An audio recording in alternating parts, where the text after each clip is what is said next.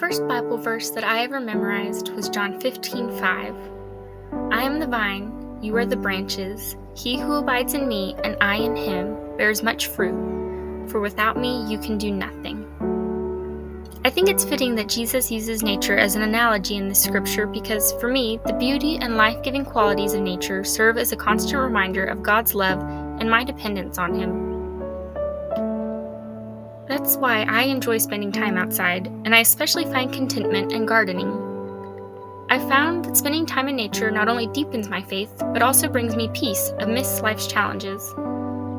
It's a reminder that God's love is ever present, even in the smallest and quietest of moments.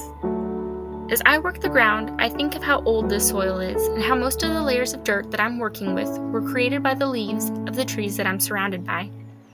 Many plants don't stick around forever, but new life can come from what they leave behind.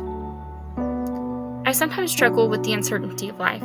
In moments of prayer and reflection, I try to align my will with God's, and I'm still learning to trust in His guidance and wisdom. Every once in a while, I meet with an obstacle. Sometimes it feels insurmountable. Oftentimes I find that it's just a small bump in the road, or a little rock that can easily be tossed to the side. Either way, the one thing I can always count on to comfort me and get me through hardships, big and small, is my faith in God. And my pug Ollie, who video bombs and who I consider to be a gift from God. I pray that my faith grows over the years, just as I hope this tree grows to be as tall and beautiful as it is meant to be. Only God knows what's truly in store for me and this tree, but I intend to remain firmly rooted in my faith.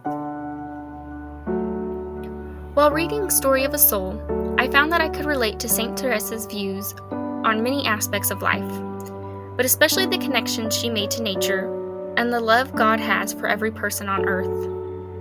I aspire to be like the little flower who viewed the world as God's garden and approached life with humility and kindness despite the many hardships she faced.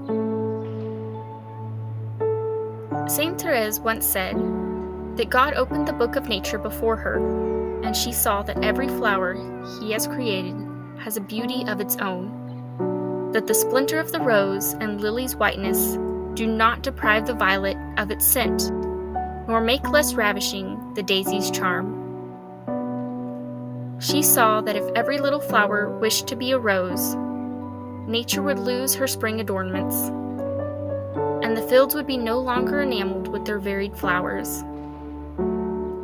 Like St. Therese, I see God's splendor in the simplicity of nature.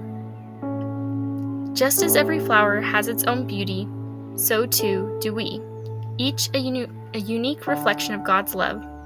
I see this in the zinnias and daisies I grow, as well as the wildflowers that pop up throughout spring.